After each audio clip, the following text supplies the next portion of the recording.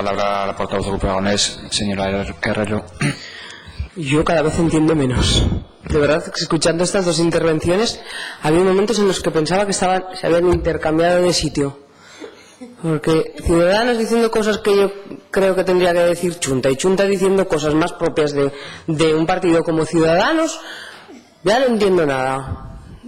Sinceramente, yo, señor Briz, no sé cómo no le causa sonrojo decir ciertas cosas de este proyecto y en general de la identidad aragonesa, etcétera, etcétera. Porque que lo diga el consejero, que venga aquí que diga que le aburren los debates sobre identidad aragonesa, etcétera, etcétera, que el propio Lambán a veces nos trata de provincianos por ese aragonesismo y por esas, esos temores que vemos de nuestros vecinos catalanes que para nada tergiversan la historia, ni mucho menos tienen ningún tipo de objetivo de anexionarse en ningún territorio. Bueno, que lo diga Lambán, pero que lo diga usted.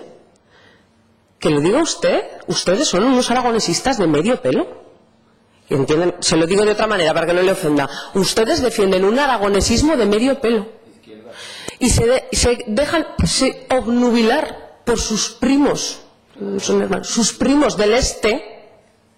Llámenlos como quieran, y entonces cualquier cosa, aunque sea poner en valor lo aragonés, nuestra identidad, nuestra historia, nuestro patrimonio, nuestra cultura, nuestra gente, nuestra aportación al mundo, etcétera, etcétera, cualquier cosa, si en algún momento puede hacer que incomode a sus primos los del este, entonces ya no les parece bien. ¿A usted? ¿De verdad que a ustedes les parece que eso es defender a Aragón?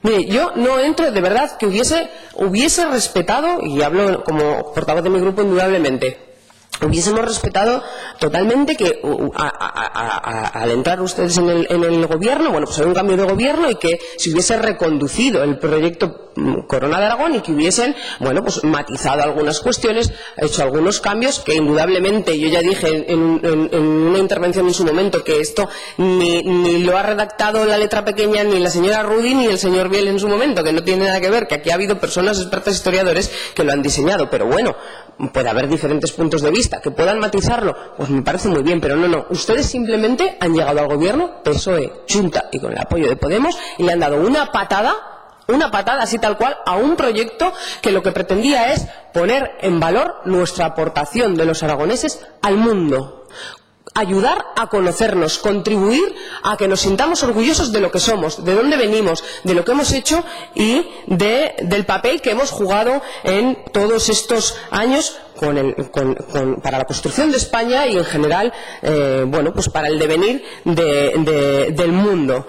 Por tanto, a nosotros de verdad nos parece que ha sido una decisión pésima, así lo plasmamos en los presupuestos en las que tampoco se tuvo en cuenta, que tampoco ustedes apoyaron, y eso sí, ustedes prefieren apostar por la memoria histórica democrática, que no saben muy bien lo que es eso, a apostar por poner en valor nuestro pasado, lo que somos, nuestra identidad, y a reforzar esa identidad que me parece que sería sumamente positiva y que, fíjense, es que además que, señor Briz, es que para su partido y para el nuestro también sería más positivo, fíjese, hasta pensando desde ese punto de vista, que sí, seguro que sí, porque estaríamos reforzando la identidad aragonesa. Y resulta que hay otros partidos que están de acuerdo, partidos centralistas están más de acuerdo con eso, y ustedes no lo entiendo. ¿Dónde están? Es que a veces les echo de menos, de verdad que les echo de menos. Esta cuestión, desde luego, nosotros estamos totalmente de acuerdo con la proposición de ley que se ha presentado, y esperamos que cuente con un apoyo unánime de estas Cortes y que se recupere el proyecto Corona de Aragón. Gracias. Gracias, señora Herrero. Tiene la palabra el portavoz del Grupo Podemos Aragón, señor Gamarra.